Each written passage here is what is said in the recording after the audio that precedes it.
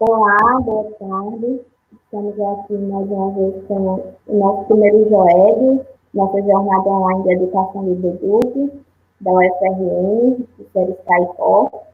Hoje a gente tem como base o tema didática, psíquica e o ensino, a experiência da interdisciplinaridade na universidade. A gente tem como palestrante a professora Vanessa Espinosa, certo? A mesma possui graduação em História pela Universidade Federal do Pará e mestrado em História pela Pontifícia Universidade Católica de São Paulo. Doutorado em História pela Universidade de Salamanca. Atualmente, a mesma é professora do Departamento de História na Universidade Federal do Rio Grande do Norte. Na área do ensino, tem interesse nas práticas docentes no ensino superior, no uso de tecnologias e a interdisciplinaridade nos cursos de graduação e ensino básico. Tem experiência na área de História Social do Brasil, com ênfase em fontes jurídicas e estudos sobre História e Direito. Atua principalmente nos seguintes temas: cotidiano, História da família e História Social do Direito. Temos também conosco hoje nosso aluno Jefferson Filho. Ele é graduando em História pela Universidade Federal do Rio Grande do Norte, do Séries Caicó. E temos também a aluna Monara Emília, graduando em Pedagogia e já licenciada em Geografia. Todos os dois cursos pela Universidade Federal de Caicó, pela Universidade Federal do Séries Caicó. Agora, vamos passar a palavra para os nossos palestrantes. Obrigada, Helenívia. Boa tarde. Vamos esperar a Monara entrar aí. Olá. Então, nós estamos muito contentes em estar aqui com vocês e agradecemos aí a sua receptividade, já contou quem nós somos, nos apresentou. Muito legal. Eu passo a palavra agora a vocês e boa palestra. Obrigada. Pessoal, hoje nós estamos aqui, nós três, já era nosso projeto fazer uma mesa com a professora Cristiane Medeiros, comigo, com o Jefferson e com a Monara. Nós quatro entendemos que poderíamos conversar com vocês sobre esse tema hoje, né? Que é didática, tecnologia da informação e da comunicação, que está ali resumida como TICs, e o ensino, pensando essas questões do ensino, com a palavra-chave interdisciplinaridade, só que na graduação, né? Então, a gente vai hoje começar, a gente já trouxe aqui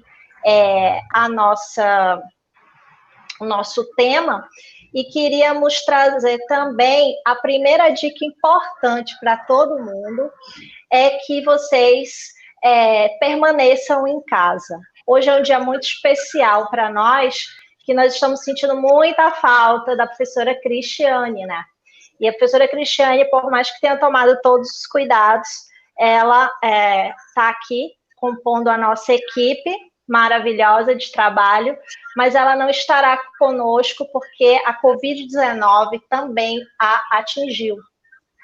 Então, é com muita tristeza que nós sentimos a falta dela. Ela acompanhou todo o processo de construção dessa mesa, mas nós estamos mandando aqui boas energias para ela e as estimas de que ela fique bem e de que nós realmente não estamos brincando. Nós estamos realmente para ela. Nós queremos muito que ela fique bem e fique bem logo, né? Então, estou aqui tentando justificar e fizemos todo o nosso slide pensando em animar vocês para que vocês fiquem em casa e sigam todas as recomendações da OMS, por favor, e se protejam muito, tá bom? Que a professora Cristiane é mais uma vítima e de um processo enorme que nos excede, né? Nos excede em vários âmbitos, ficamos meio que impotentes. Então, esse projeto que nós três vamos trazer tem a participação da professora Cristiane, querida, e como vocês estão vendo aqui, né, no slide, eu estou compondo a coordenação, tenho trabalhos relacionados com tecnologia e ensino de história, como eu pratico essa relação com a prática, com a docência, né?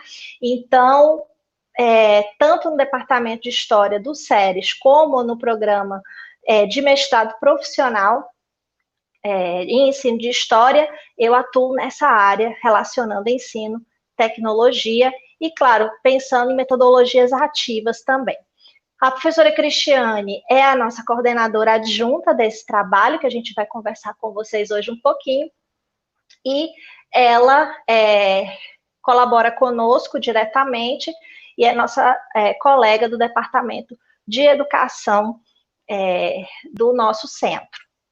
O Jefferson, vocês já viram a breve apresentação dele, não é? Aqui ele está como fazendo parte da equipe de monitoria, compondo aí a área de conhecimento e história, e a Monara, que já foi apresentada, é a nossa representante do que seria aí toda a sua carga como licenciada já em geografia e também esses novos conhecimentos com educação. Então, ela é a nossa monitora com os conhecimentos para os conhecimentos pedagógicos. Bem, vamos lá. O que a gente está fazendo aqui na casa de vocês, né? No evento tão focado em pensar realmente educação. Como a gente pode contribuir do nosso lugar de pensamento, né? A primeira coisa que a gente queria trazer para vocês é uma das obras que mais inspiram essa relação da comunicação com o ensino, é Paulo Freire, né? Não sei se vocês têm... nem todo mundo lê muito essa obra, mas muitas conhecerão também, que é a obra... a gente nem colocou aqui, né, Monara e Jefferson, que é Comunicação e Extensão, o nome da obra. É uma obra bem antiga, como vocês veem aí, essa edição de 83. É um livrinho, e esse capítulo, que é justamente pensando comunicação e extensão, ele vai trazer esse trechinho que a gente gosta bastante de refletir sobre ele. A educação é comunicação, é um diálogo na medida em que não é uma transferência de saber, mas um encontro de sujeitos, interlocutores, que buscam significação dos significados. E aí, a grande sacada aqui, dessa fala de Freire, é que ele está pensando que se a gente não conseguir comunicar algo, é porque a gente não está falando na horizontalidade. A gente está conversando sozinho, se alguém estiver em cima e outra pessoa estiver embaixo, né? Então, só pode ter um processo educativo se a gente partir da premissa de que só se comunica, quando se comunica é quando se educa, ou seja, a gente só consegue se tiver uma relação horizontal. E aí, por isso que ele diz aqui, nesse trechinho, que não é uma transferência de saber, mas essa questão de encontro, né? Então, se a gente pensa que a educação é encontro, a gente vai ter a possibilidade aí de quebrar os paradigmas de uma educação bancária ou de um ensino que não seja dialógico. Então, essa nossa reunião aqui, ela está baseada né, tem como tá cimentada nessa lógica. A gente precisa pensar primeiro nesse ponto de vista. E aí a gente traz alguns pontos em cima dessa base. A gente já falou aqui que educar é comunicar, né? E aí, se você não tem uma relação equilibrada, igual com o outro ou a outra, você não tem o processo educativo. Portanto, como é que a gente vai fazer isso na universidade, né? Que é um espaço que muitas vezes a gente tem extensão, que é o que Freire diz, que é o que seria extensão. É alguém que vai dizer o que pensa, como pensa, e aí a gente vai dali como se absorver, né? Absorver tudo que aquele outro está a dizer. Portanto, ações extensionistas, elas é como se fosse uma propaganda. Você vai, coloca lá o slogan, então aquilo ali é uma extensão. Você está comunicando de uma maneira extensionista. Uma comunicação eficiente, ela realmente não parte do pressuposto de que alguém está transferindo uma informação para outra pessoa, sabe? E aí, como é que a gente consegue formar cidadãos e cidadãs que entendam que não estão em um lugar superior ou melhor que o outro, né? Então, como é que a gente vai fazer isso? E a monitoria para a Universidade Federal do Rio Grande do Norte, eu não sei se tem pessoas aqui de outros estados, mas essa universidade especificamente tem projetos de ensino. Então, a monitoria é um projeto de ensino. Você tem que dizer quais são as metodologias que você vai usar, tudo. Um projeto, só que você vai justificar suas ações de educação e justificar como a monitoria vai trabalhar junto com você nesse processo. E foi daí que a gente começou a pensar nessas relações. A gente precisa, primeiro, lembrar que a gente tem, hoje mais do que nunca, né, a questão das TICs muito entranhadas.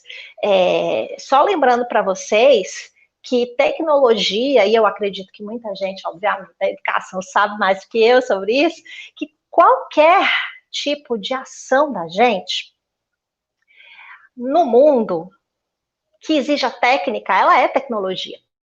A grande questão é que a gente está trazendo essa visão da tecnologia agora numa outra perspectiva, que é esse mundo do cyberespaço. E, claro, vão ter vários dispositivos, vão ter vários tipos de dispositivos que vão te ajudar a se relacionar com esse mundo cyberespacial. Então, dentro dessa lógica, o efeito colateral da pandemia é trazer o que a gente já chama de TDICs, que tem pensar a tecnologia digital da comunicação e da informação, né? E aí ela começa a ganhar aí um status, né, quase que em alguns casos desesperador para as professoras e professores que estão aí no chão da escola, de ter que usar e aprender a usar e ganhar letramento digital do dia para a noite, né? E muito disso tem a ver com a nossa formação ali na graduação, né? É óbvio que um colega que já está há 20 anos, 25 anos, 10 anos no ensino básico, ele realmente, eu também não tive essa formação, não era uma demanda da nossa era, da nossa, vamos dizer, cultura escolar de ensino superior. Então, pensando nisso, é que esse projeto também se justifica, esse trabalho que a gente pensa aqui.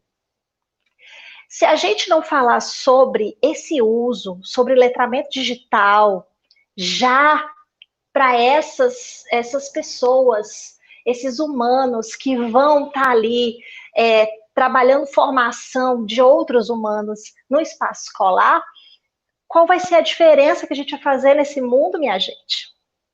Então, tanto a inserção da monitoria, que é uma preparação para futuros docentes de ensino superior, quanto a formação que a gente dá com metodologias usando as TDICs, são maneiras de trabalhar conteúdo, vamos dizer assim, aquele núcleo duro da ementa, que vocês sabem, quando a gente entra lá para fazer os componentes curriculares, e o letramento. Como juntar letramento digital e, ao mesmo tempo, aliar ao ensino, né? Para que formadores, professoras e professoras tenham uma noção básica sobre o uso dessas coisas na vida e no ambiente de trabalho. Então, é por isso que a gente teve essa ideia. Bem, aí faltou explicar aqui, ó, esse último ponto, que é o projeto interdisciplinar. Gente, a minha cadeira, né, como a gente diz aqui, a cadeira que eu dou aula, que exercita esse projeto, é a de História Medieval. Ela é dada o ano inteiro, então as turmas entram ali no terceiro semestre, terceiro e quarto, Jefferson pode me corrigir se eu estiver errada, mas eu acredito que sim. Depois de um ano que eles estão ali no segundo ano da universidade, eles entram para fazer História Medieval 1 e no quarto semestre, História Medieval 2. E aí eu descobri que, no caso, o curso de pedagogia, para o pessoal que fazia licenciatura, né, no caso, licenciatura em História, esse mesmo pessoal que entrava para mim como História Medieval, entrava para ela com didática. E aí eu fui atrás, né, e a gente conversou para tentar como que a gente consegue trabalhar essas noções da educação dentro da perspectiva das metodologias ativas, mas também numa pegada interdisciplinar. Como que a gente poderia exercer na prática todo o blá blá blá que a gente tem ali nos projetos pedagógicos, que são muito bonitos, mas que são bem difíceis de serem colocados em prática, né? Então, a gente se desafiou com esse projeto. E foi bem avaliado, já faz um tempo que esse projeto existe na universidade, e esse ano e o ano passado nós começamos o experimento de ter essa visão interdisciplinar. Eu vou passar aqui para o próximo, para vocês verem. Bom, Jefferson, fala aí para a gente o que é o projeto.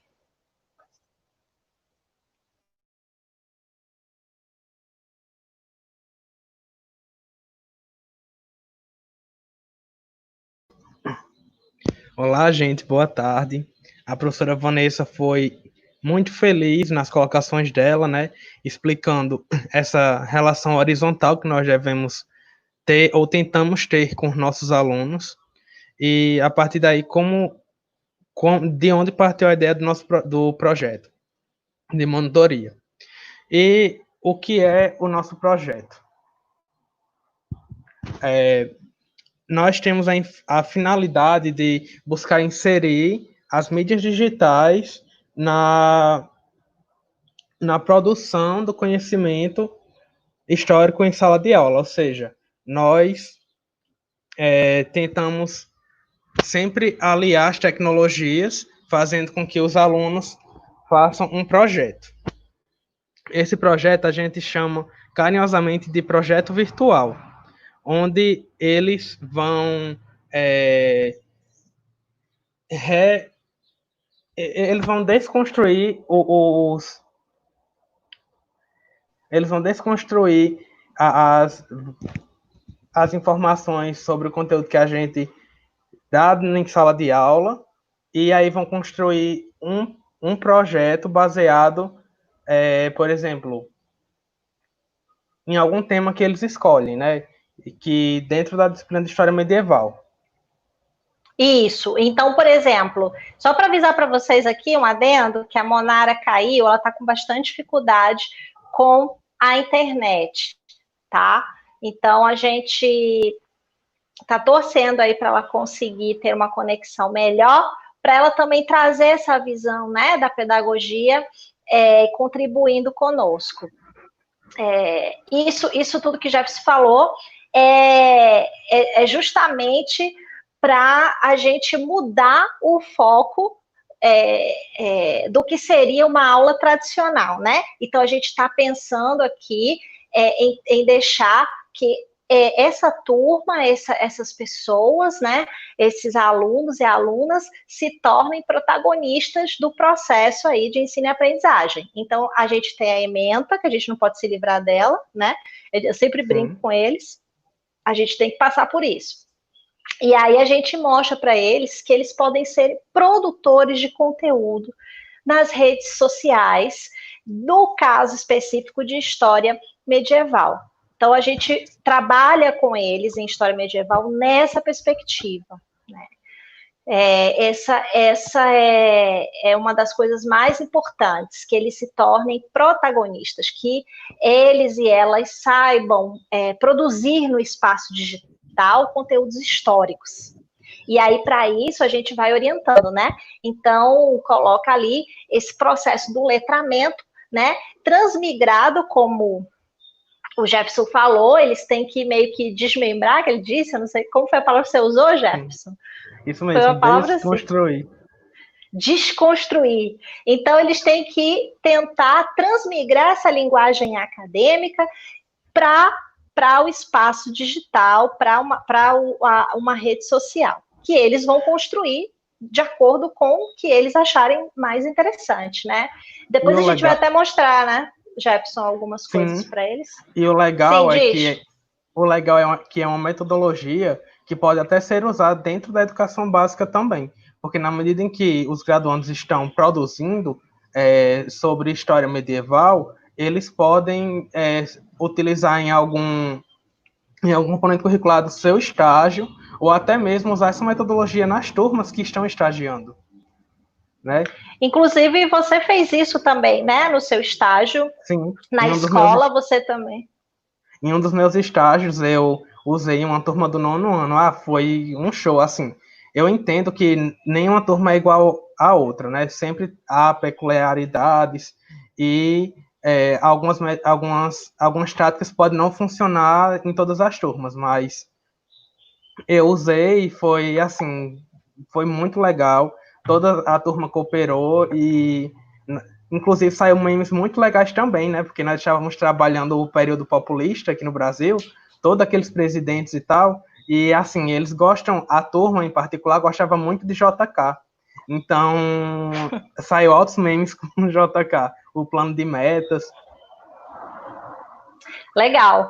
Então, esse é o nosso projeto, assim, focando em história medieval, que eles têm a liberdade de escolher o que eles querem falar, né? Que é um foco mais na mulher, nos excluídos, eu gosto mais de falar de política. Então, todas as unidades, ele vai puxar o que tiver de política, daquele macro tema, e vai tentar traduzir aquilo ali para o seu Instagram que você criou e tudo mais. Então, esse é o grande letramento, que a gente diz que é um letramento histórico digital, que esses futuros e futuras professores e professoras vão passar. Né? E é todo um processo também, né, Vanessa? Porque para produzir, eles têm que ter um letramento. Então, eles começam basicamente assim, já que na academia nós temos esse modelo muito engessado de fichamento, de reproduzir o que tem no texto, então eles começam basicamente do zero. Então, para ter uma linguagem mais descontraída, para começar a ter um letramento, é todo um processo que eles têm que trilhar junto conosco.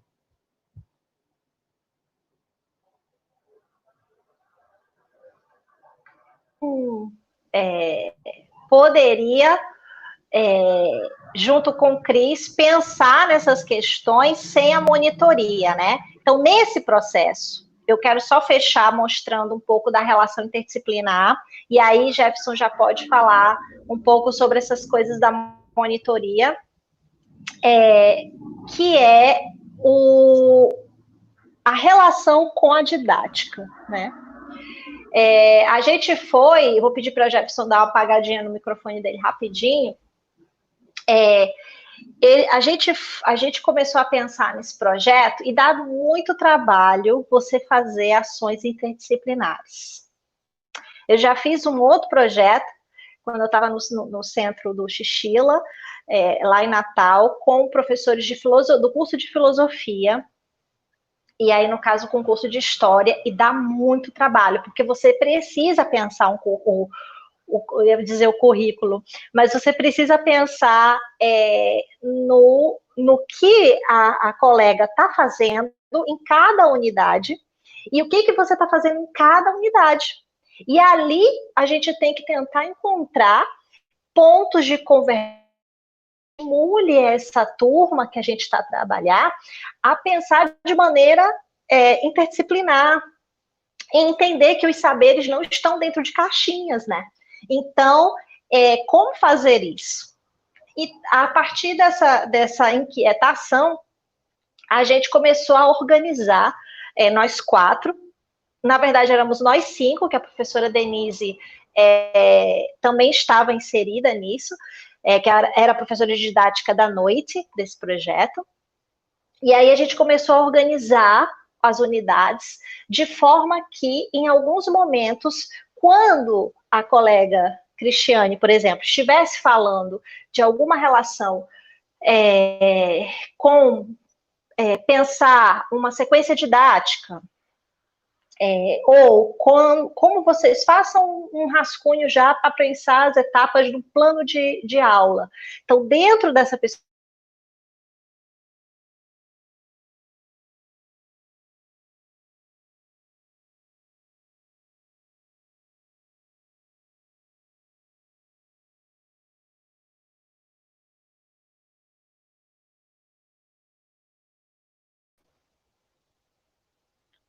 vocês estão me ouvindo direitinho? Porque aqui deu um sinal de que a conexão não estava boa.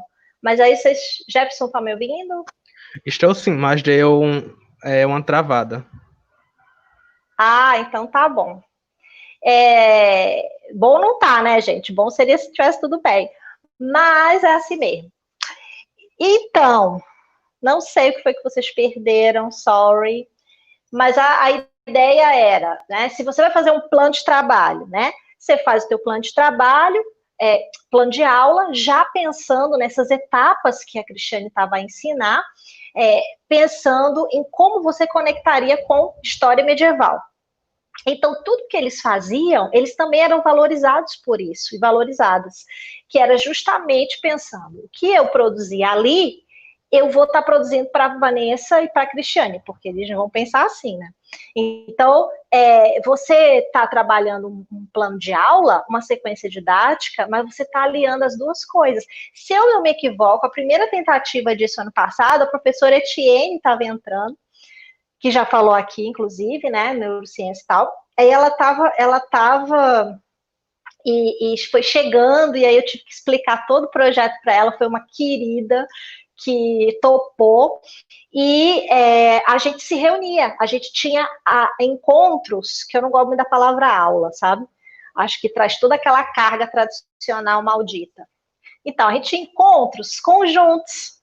Então, tinha dias que, por exemplo, eu ia para a aula dela, sei lá, ela vinha para os encontros comigo, né? E aí a gente tentava unir as coisas, justamente para que eles conversassem, mostrassem o que já estavam fazendo de planos de aula, dentro dessa perspectiva de, não, mas as coisas estão ligadas, é verdade, né? Eu posso apresentar algo que eu estou observando no meu estágio, e aí eu posso aprender a fazer o plano de aula e já jogar as coisas que eu estou vendo aqui em medieval, ou seja, as coisas não estão tão separadinhas como às vezes a academia dá essa sensação, né, gente, que está cada um no seu quadrado. E um projeto desse tenta quebrar essa coisa horrível, né? Que é a gente ficar dentro de quadrados. E aí, a Monara e o Jefferson trabalham, como se fosse também uma grande colinha, né, maravilhosa, que nos une, que nos aproxima, tanto dos componentes curriculares, como também nos une, nos aproxima em relação às turmas, porque eles são essa grande ponte entre também para essa relação fluir de uma maneira legal, né? Então, conta algumas coisas que vocês fazem. Aqui a gente anotou algumas, não foi, Jefferson? Da monitoria. Sim, que nós fazemos como monitores. Então, gente, eu estou participando desde 2018 do projeto de monitoria de Vanessa. Quando eu comecei, ainda não era interdisciplinar, foi aí que ela começou a perceber que os alunos pagavam história medieval e didática, como ela já falou, e no ano de 2019 foi a grande experiência com a professora Etienne. E ao longo desses anos, nós desenvolvemos muitas ações, mas as principais, como monitor, coordenar o atendimento extra-sala e acompanhar o e-mail tirar dúvidas, que o pessoal fica enviando os projetos, né, os projetos virtuais ou alguma atividade, e nós estamos lá sempre disponíveis para eles.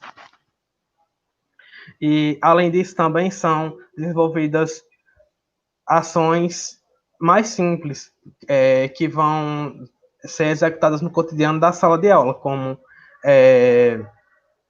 construir slides, procurar textos, né, textos complementares, vídeos, iconografias que se relacionam com o texto que é trabalhado, são podcasts também, até mesmo produzir podcasts. Ô, Jefferson, você fica falando assim essa listinha, o povo vai pensar, nossa, que coisa chata. Tô pensando aqui, né? Mas assim, ele fica falando isso, mas no fundo, assim, é uma adrenalina louca. Ele tá falando de uma maneira super tranquila, sabe? Mas o nosso grupo de trabalho é bem criativo e bem intenso, né, Jefferson? Corrido também. Assim, a gente tem que estar virado nos 360. Chega uma mensagem, pá, tem que responder na hora. E as ideias também, né? Então, nesse caso, por exemplo, ele tá falando, ele falou assim, né, gente? A gente faz slide. Gente, é muito mais do que isso, né? Porque o que ele faz, por exemplo, passa pela supervisão da gente, né? As coordenações, as duas coordenadoras. A gente olha, volta, a gente tem que incluir, a gente tem que tirar. Bem-vinda de volta, Monarinha! Tá vendo a gente? Ela tá tão séria, gente, que eu acho que ela não tá vendo a gente. Bom, mas vamos esperar ela se colocando aí. E então, assim. Oi. Estamos ouvindo você, linda. Arrasou. Deu certo? Super. Até que sim. A gente está aqui contando as coisas da monitoria. Eu estou falando aqui com a conexão com o computador,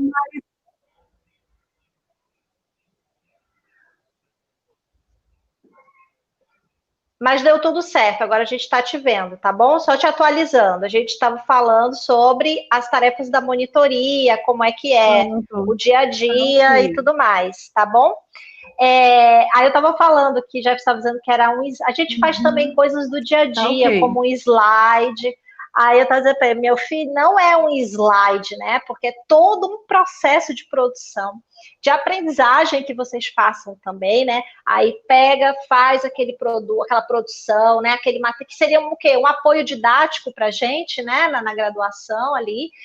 A gente trabalha naquilo, aí volta, e aí melhora a referência. Essa imagem não está condizente com a explicação do tema, e volta. Então, assim, são dias e dias de trabalho nas produções da gente, né? Fora isso, eu não sei se, Jefferson, você também não contou para eles que a gente produz também podcasts, a gente mesmo, né, sobre os Sim. temas. Eu ia falar isso agora, inclusive, se é difícil fazer um slide, porque é todo um processo, não difícil. Diga assim, é complicado porque nós sempre tentamos mostrar o melhor. Então, imagine podcast, que é gravando áudio e... essa fala tá horrível, vamos substituir. Exato. Monara ainda não passou por essa experiência de fazer podcast com a gente, mas em breve será iniciada. Monara entrou agora no projeto. Esse semestre, trabalhou presencialmente com a gente uns 2 meses e agora a experiência dela é toda virtual, toda remota. É isso. Monara, fala mais alguma coisa do que a gente faz em relação à monitoria. Você tem mais alguma coisa para acrescentar das coisas que vocês fazem, que eu e Jefferson esquecemos?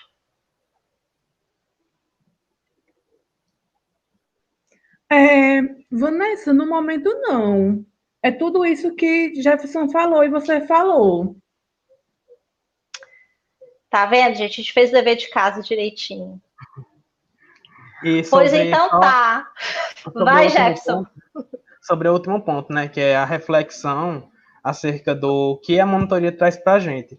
Eu acho que o principal é refletir e colocar em prática também novas práticas pedagógicas, ainda enquanto a gente está na graduação. Porque, veja, nós temos a chance de sermos protagonistas também, né? Estarmos à frente de uma sala de aula, né? Então, é muito bom isso e contribui bastante para a nossa formação, na medida em que nos bota em contato com novas experiências pedagógicas. Monara quer falar alguma coisa sobre essas experiências atuais? Bom, no momento que a gente está vivendo, né? Tipo, totalmente fora da realidade do que a gente imagina que seja uma monitoria presencial, está sendo um momento de grande aprendizagem. Tanto eu acho que para os alunos quanto para os professores, com a utilização dessas metodologias ativas, né, que faz com que o aluno ele seja o foco principal na busca do seu conhecimento. O professor ele vai nortear para que esses alunos eles possam buscar esse conhecimento, certo? Bom, e eu estava lendo aqui os pontos que Jeff colocou. Aliás, eu já ouvi ele falando, mas eu vou repetir que esse projeto, certo? Ele tem uma finalidade de promover a melhoria do ensino-aprendizagem dos alunos de história, dos componentes curriculares de didática, História Medieval 1 e História Medieval 2. Eu não sei como está saindo o áudio, se está cortando ou se está saindo. Tá tudo bem, a gente conseguiu te ouvir bem, tá bom? Agora eu vou passar para o nosso outro slide, para a gente mostrar para vocês um pouquinho. A gente vai mostrar agora o que a gente está, algumas coisas que a gente tem feito, né?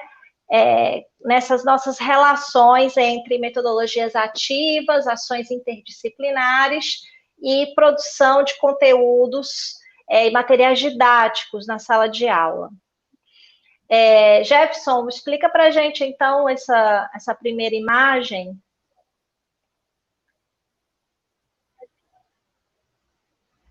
Você está sem microfone, você destrava aí, que aí dá certo. Ah, desculpe.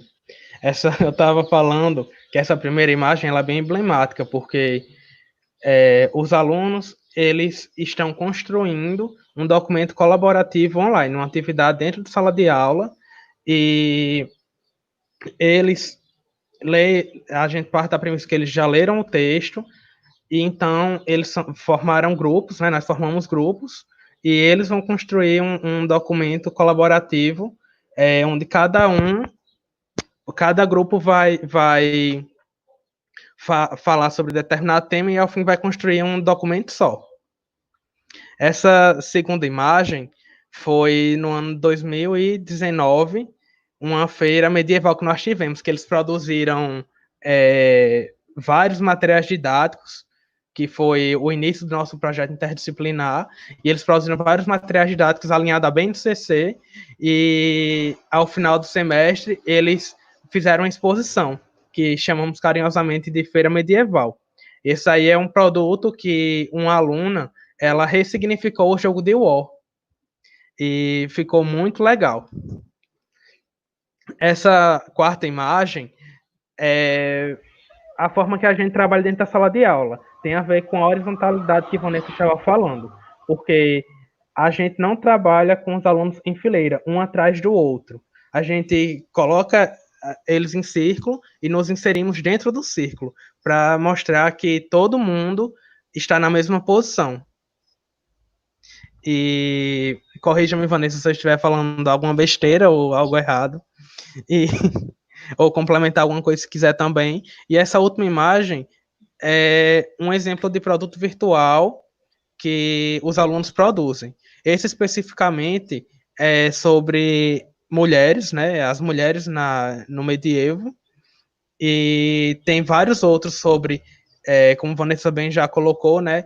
Sobre os excluídos, sobre o imaginário, sobre monstros, sobre vários temas que os alunos acham interessante que nós expomos dentro da sala de aula.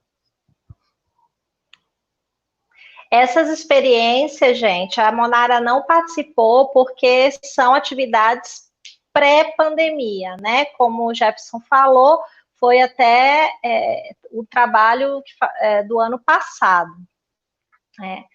Essa é só para explicar.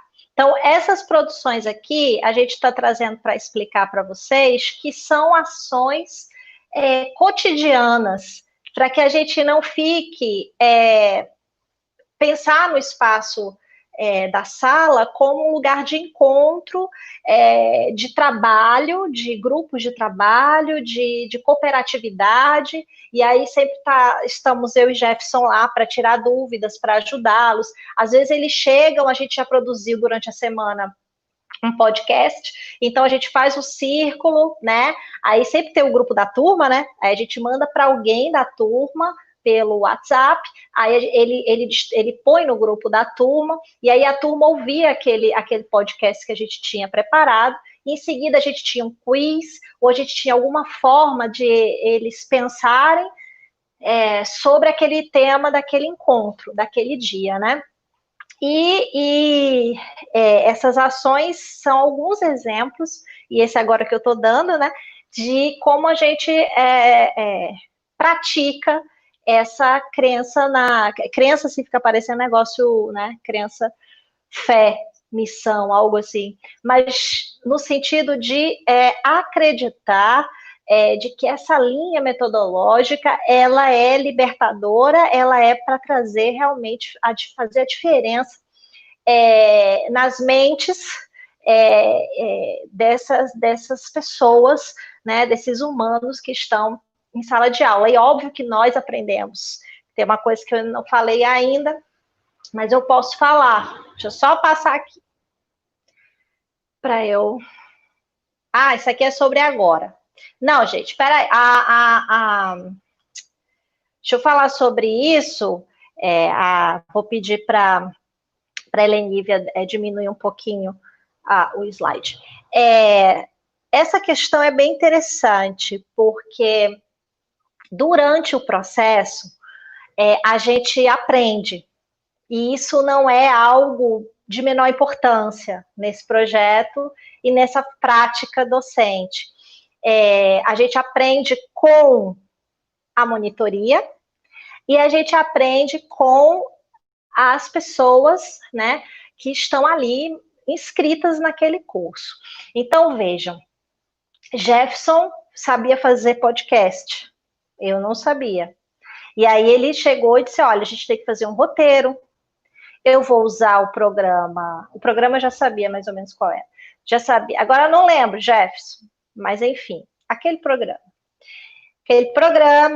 e aí, a Audacity, lembrei, ele usa o Audacity, não sei se ainda usa, eu deixava que eles fizessem, as duas pessoas da monitoria, e aí eu revisava o roteiro, eu dava dicas, depois corrigíamos alguns detalhes, mas eles produziam alguma coisa que eles sabiam fazer e se desafiavam a fazer para o coletivo. Então, isso também, como docente, é algo muito libertador, porque você sai daquele lugar, né, de que só você é quem tem que dizer como é. Esse lugar nunca foi muito meu, para falar a verdade.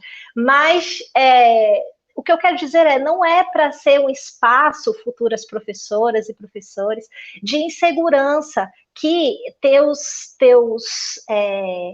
copartícipes nesse processo de ensino e aprendizagem saibam coisas. E se eles sabem, que bom para ti, óbvio que todo mundo sabe coisa, gente. Estou partindo do pressuposto que todo mundo tem seus saberes, óbvio. Mas, enfim, que essas coisas te façam melhores como profissional. Então, uma delas é essa que eu estou explicando agora, né? De saber sobre o podcast que eu não sabia. Depois, eu estava, gente, faça um projeto, produto virtual, não sei o quê, cada um pode ter sua ideia. Aí chega assim uma aluna muito tímida, eu não sabia o que ela ia produzir, nem nada, tá bom, né? Professora, eu quero falar com você, tal, fui lá. Esperou acabar a aula e veio falar comigo. Aí ela comentou, eu quero, isso foi em Natal, mas aconteceu uma situação parecida aqui em Caicó. Ela disse, eu quero fazer contos. Oi? Ela, eu quero escrever contos, eu gosto de escrever, e eu quero escrever contos, no caso era sobre história moderna. Ou seja, o tema pouco importa, né, gente? O que mais importa é que aquela pessoa estava se permitindo fazer. E aí eu disse, tá certo, e como é que você está pensando, em que plataforma você quer colocar isso? Ela, eu quero colocar... Eita, Jefferson, esqueci o nome da plataforma que eles usam para escrever os livros. Vixe, eu também esqueci. Tá ótimo. Mas até o final a gente lembra. Enfim, talvez o povo que tá aí até comente que saiba o que é. A gente já tá se encaminhando para o final, viu, gente? Sobrevivam. Então, aí ela pegou e falou que ia escrever. Se tu lembrares, Jefferson, fala aí, tá? Ela é um lugar que as pessoas... É tipo uma rede social de escritores. Que as pessoas fazem livros de conto, ou livros do que elas quiserem, né? De contos, ou, enfim, uma narrativa de romance total, ou, enfim, o estilo narrativo que ela quiser. E aí os leitores, eles se leem, eles curtem, eles comentam, nossa, minha gente, nunca no Brasil que eu ia saber que isso existia.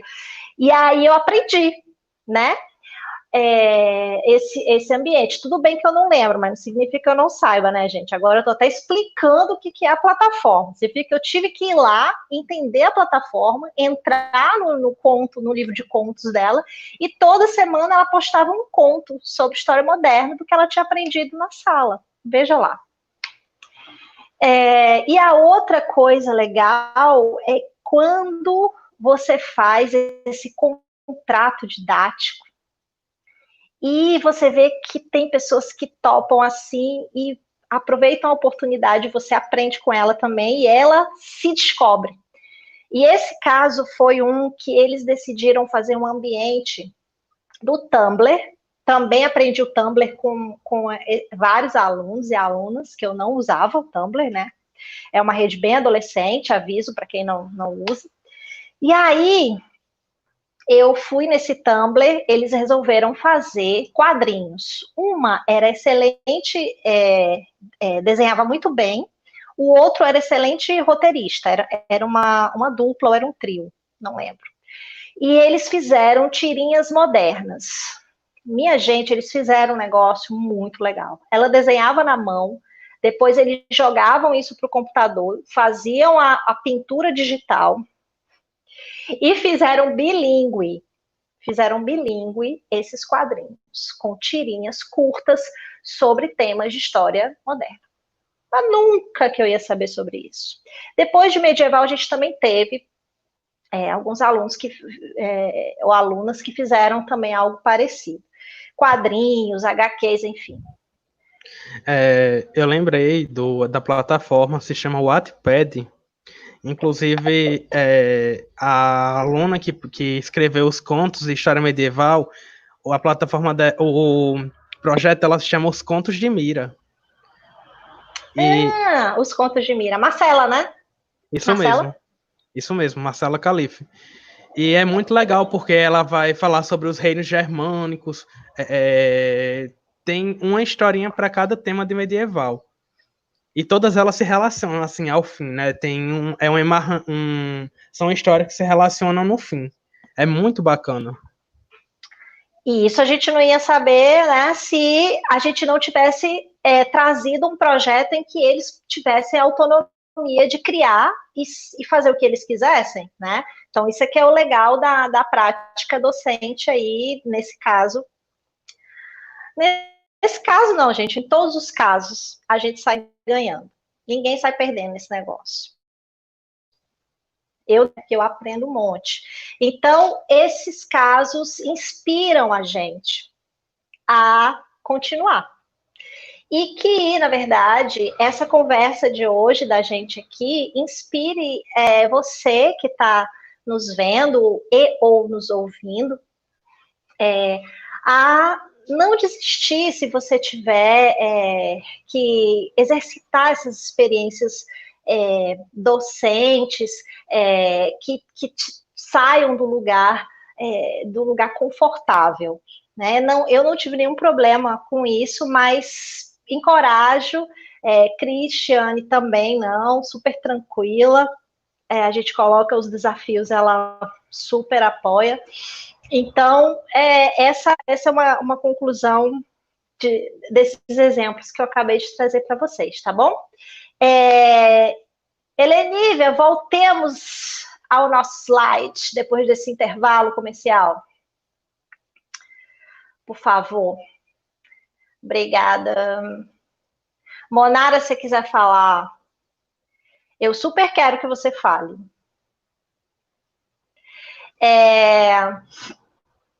Só explicar esse slide aqui, né?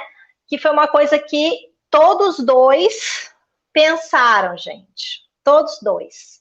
Que é a ideia de, gente, vamos terminar falando alguma coisa sobre a pandemia. Sobre e agora, né? Tá tudo muito bonito, tá tudo maravilhoso, mas e agora? Como é que a gente vai fazer nesse danado desse ensino remoto? Então, nós topamos o desafio do ensino remoto, deu um trabalho significativo, transformar tudo, muitas reuniões, muitas adaptações para a gente seguir nosso caminho, né? Jefferson e Monara, falem sobre esses tópicos, então, para a gente.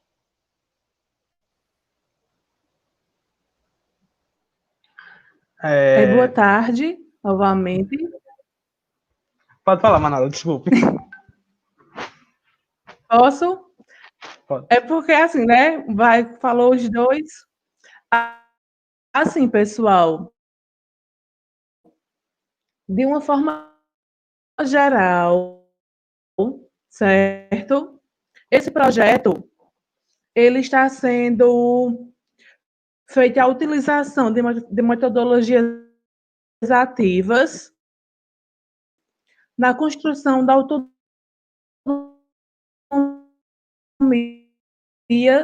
dos discentes, dos estudantes. Através de quê? Eu vou citar alguns pontos que vai se complementar com esses que está exposto aí no vídeo, no slide, certo? Que são a produção de mapas mentais. Sabemos da importância desses mapas para fixar o conteúdo de uma forma melhor, certo? A utilização dos livros didáticos para suas análises, tanto pode ser o livro digital quanto impresso, a produção de posters para determinadas plataformas, que no caso a gente utiliza muito o aplicativo Canva. É um aplicativo muito bom, eu indico para quem gosta de fazer posts para Instagram, fazer banners, entre outros. E também a utilização de várias plataformas, como, por exemplo, o Google, certo? Para fazer o quê? Eles se reúnem com os seus alunos para fazer as orientações das atividades propostas durante todo esse período que nós estamos vivendo. Pode continuar, Jeff, se quiser falar. Não, tá ótimo. Você está muito legal, sua fala.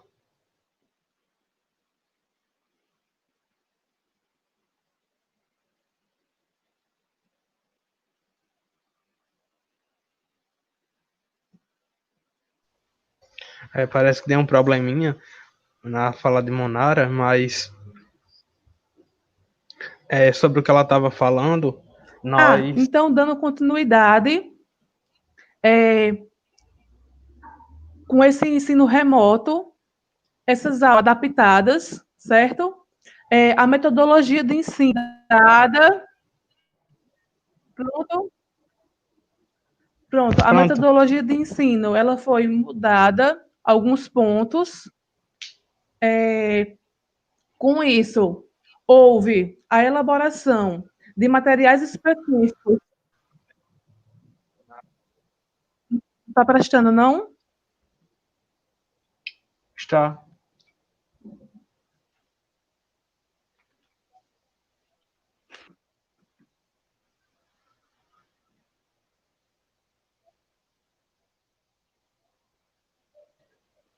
Então, quando veio a pandemia, nós ressignificamos nosso trabalho e nossas atividades estão sempre buscando fazer com que os discentes reflitam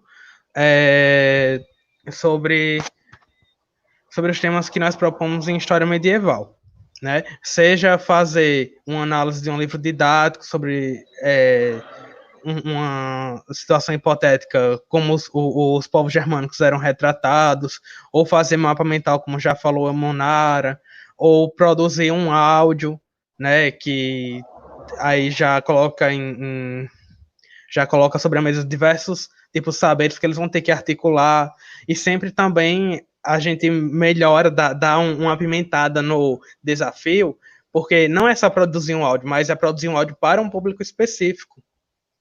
Então, isso tudo agora durante a pandemia, né, que nós estamos buscando formas para avaliar os discentes de história medieval e didática. Didática também. E é nesse sentido que as TDICs entram como uma ferramenta para nos ajudar, né, para nos ajudar nós, professores, como forma de avaliação, e os alunos para também realizarem as atividades. Então, eu acho que é basicamente isso que nós tínhamos para falar nesse slide.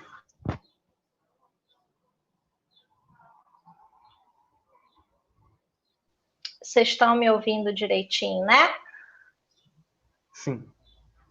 Tá, que aqui deu uma instabilidade também, não sei o que está acontecendo hoje. Pronto, então, assim, é só para a gente explicar para vocês aqui como que a gente está se apropriando das tecnologias sem perder essa nossa sacada de manter essa autonomia dos alunos, claro, sem eles perderem esse apoio e tem essa ponte de diálogo. Então, a gente fez um grupo do WhatsApp, a gente primeiro perguntou para a turma o que eles queriam fazer, a gente fez o grupo, Jefferson é quem fica monitorando, a gente abriu 2 dias de atendimento via WhatsApp e livre, dúvidas por e-mail quando quiserem. Então, por 2 horas, Jefferson fica à disposição deles e eu também. Quando acontece alguma coisa mais profunda, eu vou lá e ajudo ele também. E a gente também já conversou com a Cristiane e com a Monara para que as ações da disciplina de didática, né, elas tenham essa customização também para história medieval, né, já que eles vão trabalhar, quase todos os que estavam no presencial toparam fazer o ensino remoto e vão também participar disso. Teve uma coisa aqui, gente, que eu queria contar para vocês para a gente ir embora, hein? Que é a elaboração de um material específico que a gente fez, que foi o e-book interativo. Nós usamos um site que se chama Tracto, e ele permite que a gente faça linkagens dentro do PDF. Então, a gente fez esse trabalho customizado para as demandas atuais. Então, por exemplo, você entrega do trabalho, não precisa usar o sistema da universidade, que às vezes ele é pesado e tudo mais. A gente permite que seja sempre por e-mail. Dia de mandar áudio, o desafio da semana é mandar um áudio sobre o que você aprendeu. Você manda pelo teu celular. Então, a gente pensou em trabalhar o ensino remoto com baixas tecnologias para que todos pudessem e todas pudessem aceder facilmente à disciplina, né? O componente, no caso, história medieval. Então, eles abrem o PDF, que é um e-book, então ele está lá escrito, teu desafio é esse, o íconezinho da entrega, o e-mail, né? Então, o que ele precisa? Tem 10 textos, ele pode escolher o texto que ele quiser ler naquela semana, contanto que na sexta-feira ele entregue ou ela entregue. Eu preciso do texto, ele clica no ícone do texto, o texto abre para ele. Então, tá tudo na palma da mão dela ou dele, o que ele precisar durante aquela atividade remota. Com isso, a gente diminuiu a possibilidade de dificuldades, como a gente acabou de ver com a Monara, né? Então, ela não consegue ter uma rede estável, quer participar, mas não pode. Então, para evitar esses problemas e pensando que cada pessoa tem uma realidade totalmente diferente em sua casa, mesmo que ela tenha a melhor internet, ela pode ter irmãos pequenos, irmãs, pode ter avós, pessoas idosas em casa, tem uma rotina totalmente diferente, porque está todo mundo confinado. Então, nós entendemos que deixar o período excepcional de semestre remoto sem tantas lives seria uma forma de cumprir, né, essa ideia de uma educação menos desigual. A gente não vai dar conta nunca, né? Mas a gente se esforça para que isso aconteça. Por isso que foi tão complexo pensar nisso. Nós agradecemos muito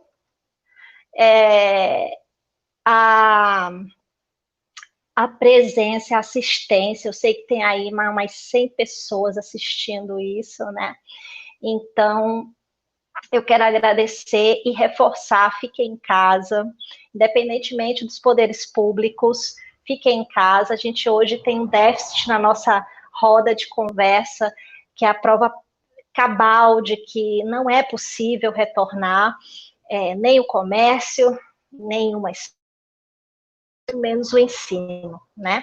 Então, é isso que eu queria falar para encerrar. Jefferson, alguma palavra final, Monara, por favor? Só agradecer também por essa mesa, pela participação, e foi muito legal mesmo. Desculpa, né, porque eu estava meio nervoso no início, mas melhorou um pouco.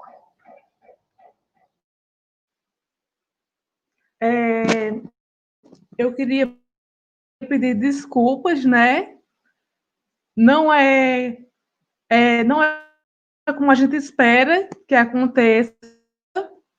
E também queria desejar melhoras à professora Cristiane e também agradecer pela oportunidade.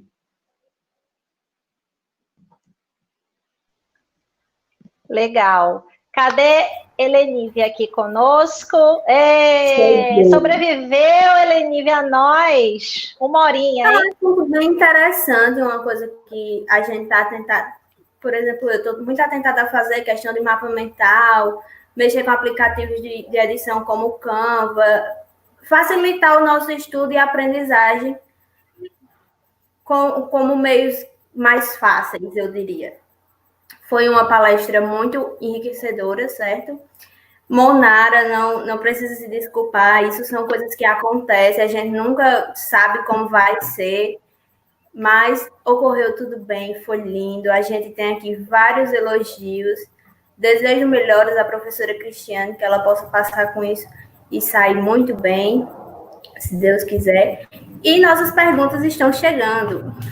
Vamos lá.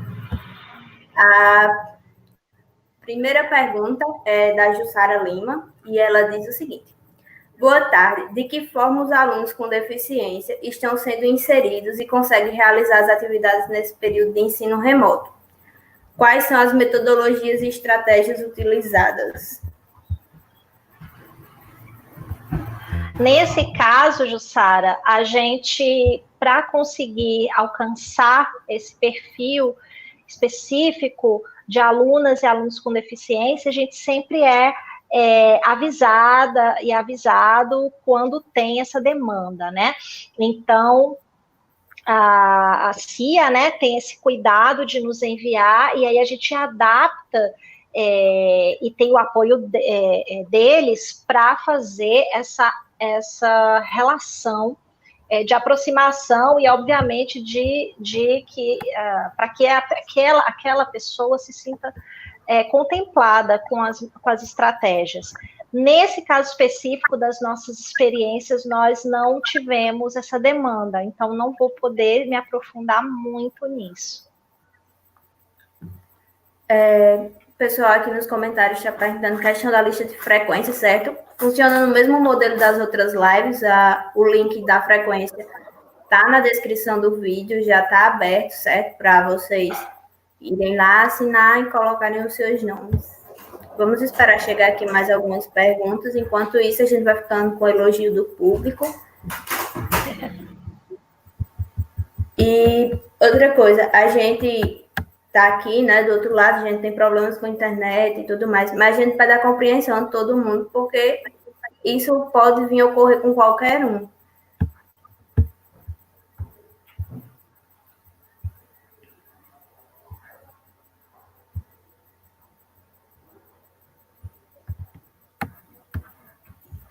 Ai, que legal aqui a Elizabeth mandando melhoras para professora Cristiane. Tomara que ela possa assistir depois, se sinta acarinhada. Com certeza.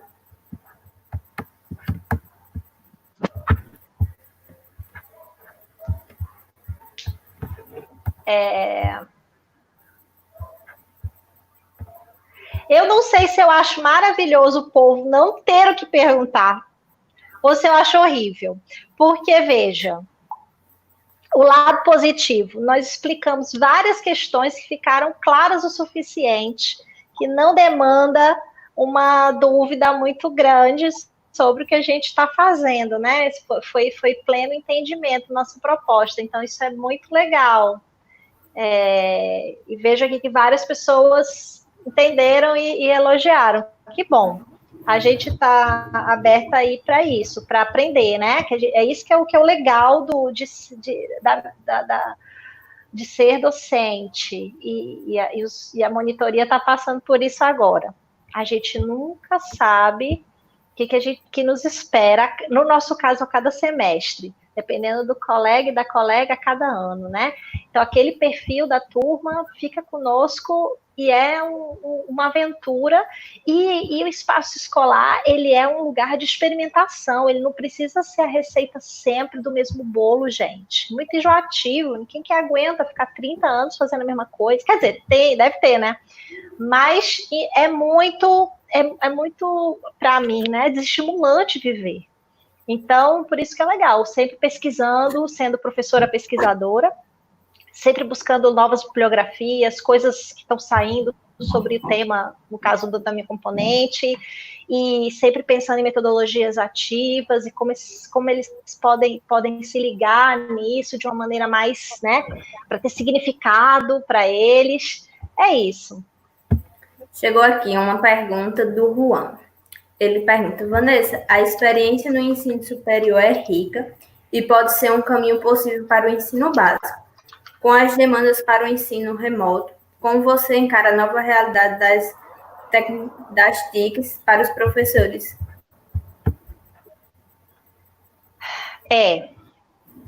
Juan é um professor maravilhoso, e muito competente. E ele sabe que eu estou falando de um lugar que é o que eu conheço, que é o do ensino superior, né? E dentro dele, Juan, como você viu aqui, a gente está considerando que nós somos ali, né, no ambiente escolar, um terreno que reflete a sociedade. Então, tem desigualdade social lá também, tem acessos diferenciados. Então, veja, essa estratégia agora, né? Eu não vou fazer live, eu não vou ficar 2 horas, 3 horas esperando que a minha turma tenha assistência ali durante todo esse tempo. Por quê? Porque a gente tem alunos que estão no sítio, que tem internet a rádio, ou que às vezes só tem a oportunidade de ter internet quando todo mundo se aquieta. E a gente tem aqui Jefferson é um caso, por exemplo, quando ele tem que fazer alguma coisa mais complexa, ele diz, olha, eu vou ter que trabalhar pela madrugada, porque é quando eu tenho internet aqui na minha cidade. Então, de alguma maneira, não estamos alheios às especificidades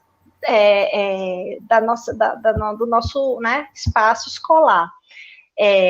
Agora, para a rede, principalmente de ensino público, é uma coisa que me angustia bastante, porque o letramento que esses colegas que estão aí no chão da escola têm, às vezes é muito deficitário. Muitas vezes eles estão pensando em transmigrar a lógica do ensino presencial só mudando a plataforma digital, sabe? Então, eu dou aula, né, toda terça-feira de 8 às 9. Então, eu vou estar lá falando de 8 às 9.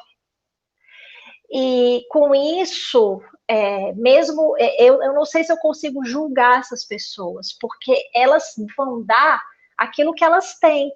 Então, se não teve preparo, né, dentro dessa realidade, o ensino remoto, os exemplos que eu dei agora, muitos deles poderiam ser soluções para o ensino médio, mas eu não consigo visualizar isso como que eu fiz, como uma solução, por exemplo, para o ensino fundamental. Para alguém que tem 12 anos, 13, enfim, não vejo, sabe? Então, essas especificidades precisam ser preparadas, planejadas, conversadas, e parar de achar que tem que ter Google Meet para... Assim, eu estou falando por mim. de achar que precisa ter Google Meet, que tem que ter para que aquilo seja aula, sabe? Se não se cobrar tanto em relação a isso, porque é um período excepcional. O ensino remoto exige flexibilidade. Sem isso, não vai ter aderência. Nem a colega e o colega vão aguentar levar um ritmo como se fosse o presencial, e nem a turma vai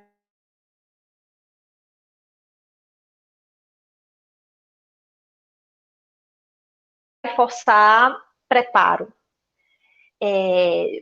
Vai tipo assim, a gente está agora todo mundo tendo que aprender para ontem, né? Vai dar uma acelerada nesse letramento, mas não sei até quando e como isso vai ser gerenciado na prática. Também não sei se eu respondi muito o que você queria, mas é isso. E tem perguntas chegando ainda. Agora a gente tem do nosso aluno, Hermenegildo. Ele pergunta: boa tarde. Como podemos usar essas metodologias ativas sem prejudicar os alunos nesse tempo de pandemia? Os meninos querem falar, responder?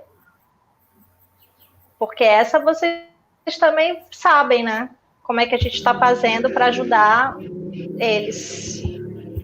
Eu acho que sempre conversando, sempre procurando saber das limitações que os alunos têm e tentar nos adaptar também, porque não adianta propor uma coisa, como a Vanessa está falando, hoje vai ter um encontro no Google Meet tal hora, depois vai ter atividade, depois mais outro encontro, depois outra atividade. Isso é muito cansativo e acaba chegando uma hora em que não aguenta, de forma alguma não aguenta. Então, eu acho que sempre tentar resolver por meio do diálogo, né? E aquilo que a gente falou no início, né, Menegildo, se a gente tiver em consideração que o processo de ensino e aprendizagem vem de todas as partes, que está todo mundo junto, né, ajuda muito a gente se unir e achar uma solução. Então, sondar, tentar ver o que está funcionando, ver se está suficiente, né? Isso é importante. Como usar a metodologia ativa?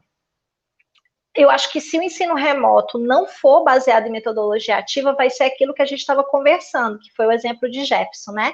Vai ter o dia lá que o professor vai falar, você vai ler o texto, vai talvez ter um dia para pensar sobre aquilo, e já tem depois outro encontro que a professora vai falar e acabou.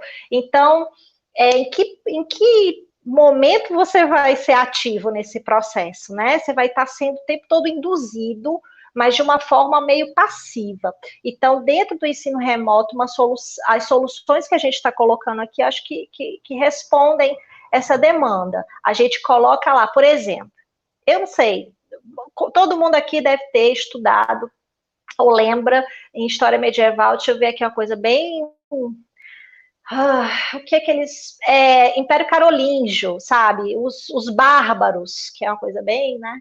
A gente nem fala bárbaros, mas enfim. Mas vamos supor que você ficou com bárbaro aí na cabeça quando você estudou no ensino fundamental e médio. E aí a gente faz o quê? Gente, o desafio dessa semana, você vai trazer para a gente uma resenha da série Vikings, sei lá, entendeu? Você vai trazer uma imagem, vai fazer uma resenha do que você entendeu, baseado no que você está lendo sobre história medieval, sobre os vikings, ou sobre os nórdicos, no caso. Então, ele tem esse desafio no início da semana, ele sabe que ele tem que fazer isso, a gente já orientou tudo que ele poderia ver, ouvir e ler sobre o assunto, e aí, dentro disso, ele vai trabalhar de segunda até sexta, e a sexta até meia-noite, ele pode entregar isso para a gente. Fora isso, a gente dá 2 dias de atendimento no WhatsApp. Então, Jefferson abre lá na turma e diz, gente, de 9 às 11 eu estou aqui, tá? Então, podem falar comigo que eu estou aqui para tirar dúvida. Na quinta, a mesma coisa. Ou seja, um dia depois que o desafio é colocado e um dia antes de entregar o desafio, a gente entende que a gente tem que ficar mais perto. E aí, no decorrer do processo, se der um desespero nessa aluna, nesse aluno, a gente está ali para atender no e-mail e tudo mais. Então, isso é uma metodologia ativa, né? Em que você é protagonista, você escolhe o que você quer ler, você escolhe quando você quer ver, e você responde a esse desafio da forma que você achar mais interessante.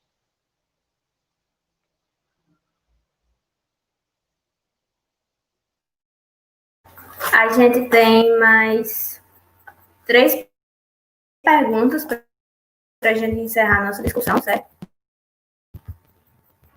A primeira é de Matheus Felipe, e ele pergunta o seguinte: olá, professor e monitores. Vocês passaram por algum problema de comunicação nesse período remoto? Vocês localizam até agora dificuldade por parte dos discentes no entendimento das propostas remotas?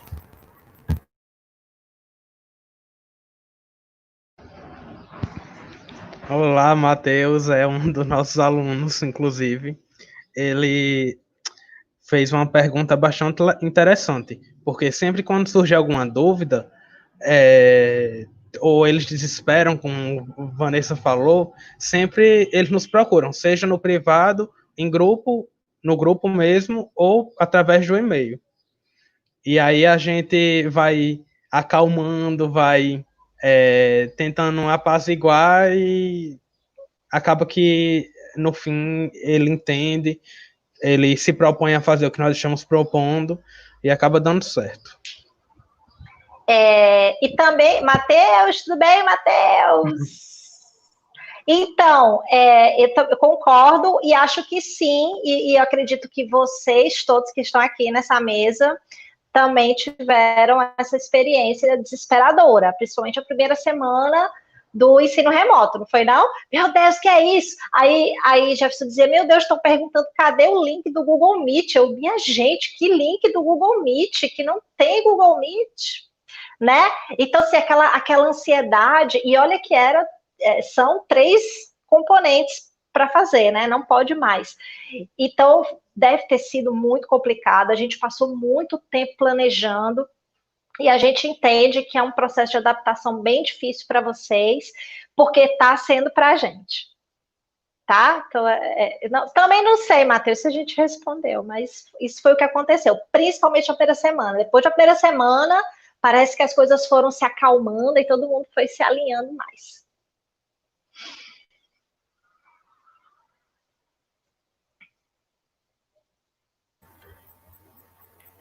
A próxima pergunta é da Adriana. Ela pergunta o seguinte: o aluno monitor provavelmente passa pelas mesmas dificuldades dos demais alunos. Os licenciados discutem as estratégias de vencer esses desafios nos seus estudos. Na universidade e na prática docente? Sim, nós sempre temos reuniões com Vanessa, antes de propor as atividades ou de alguma aula, quando a gente faz um slide ou quando a gente produz algum material, sempre nos colocamos no lugar do aluno, para ver se aquilo está entendível, se está fazível também, né? A gente sempre tenta buscar, assim, a melhor opção para que os alunos se encaixem no nosso Gente, projeto. fazível o novo neologismo. Adorei, Jefferson. Se tudo está fazível, adorei. Monara, você vai falar, Monara? Se você também está perdida? Sim. Não, é porque ele falou, aí eu vou falar. É assim, nós passamos, sim, por alguns. É normal isso. Além dessas dificuldades, elas vêm também porque nós também somos alunos, certo? Além da monitoria, nós também somos alunos. Aí, tá ouvindo?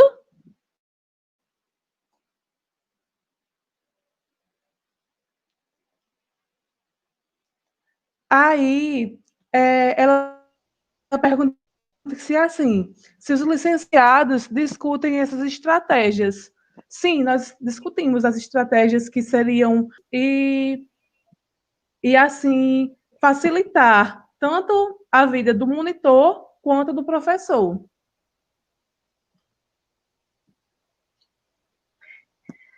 Eu não tenho mais o que falar, gente. É isso. Vocês têm um lugar aí na fala.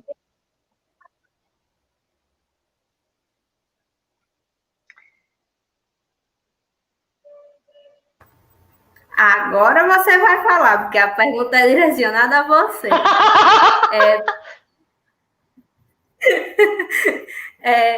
Vanessa, mas dentro desse processo de aulas remotas, com todas as estratégias, você acredita no resultado positivo? Na sua experiência, quais pontos negativos nesse processo de ensino?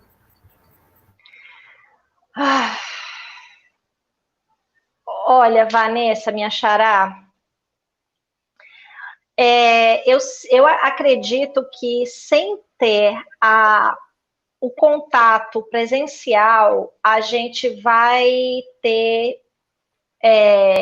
danos no sentido de que sempre se perde muito sem essa aproximação, sem esse explicar novamente ou checar a linha de raciocínio, né?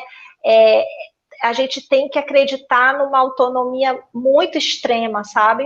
Para que esse processo alcance mais pessoas. Então, essa é uma coisa ruim. A outra coisa, que não é nem só o ensino remoto, eu acho que é o fato dele ser tão condensado. Isso está muito estressante para a turma que está fazendo, com certeza, e para a gente, né? Veja, eu tenho 2 turmas, né? Então, a gente tem o quê? 30 e quantos alunos, Jefferson,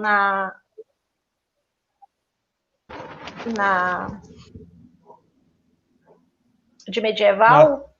Na turma extraordinária,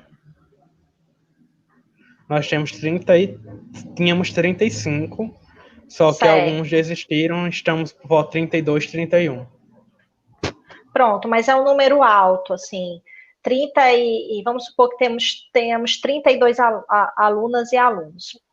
E tem mais ou menos uns 10 no EAD, né, da CEDIS. Então, veja, toda semana a gente tem que ter alguma coisa para que eles mostrem, né, que estão interagindo com aquele desafio da semana. Então, toda semana a gente tem coisas para ver. A única forma da gente avaliar acaba sendo essa, se eles respondem a esses desafios, né?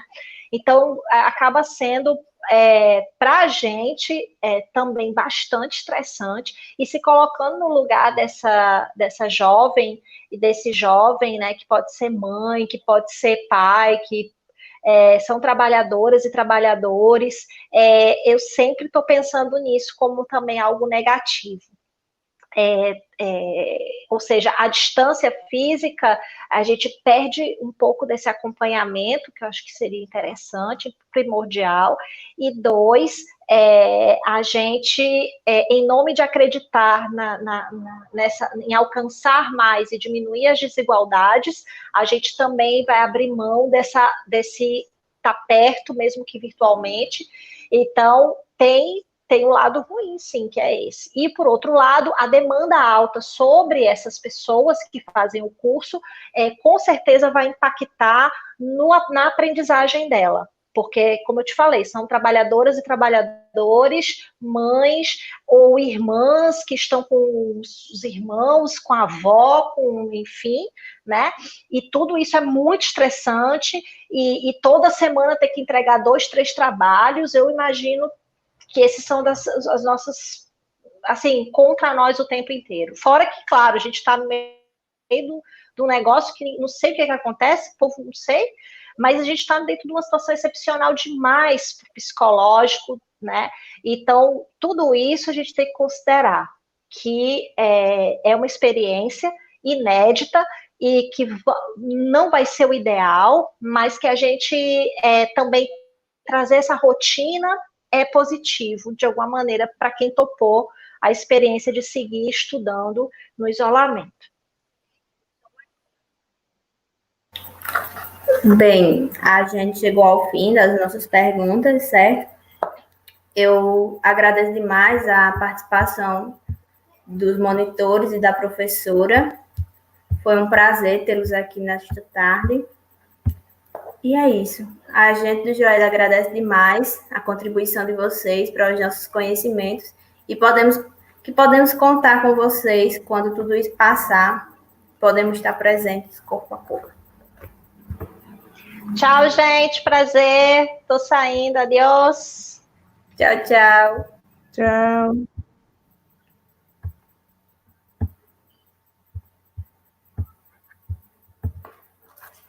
Bem, gente, e essa semana as nossas atividades ainda não acabaram. Desde a semana passada, a partir dessa semana a gente vai ter 3 atividades por semana, certo? E amanhã a gente vai ter uma discussão entre professora e alunos com o tema alfabetização em tempos de pandemia e a configuração da sociedade pós-pandemia no Seridó do Rio Grande do Norte.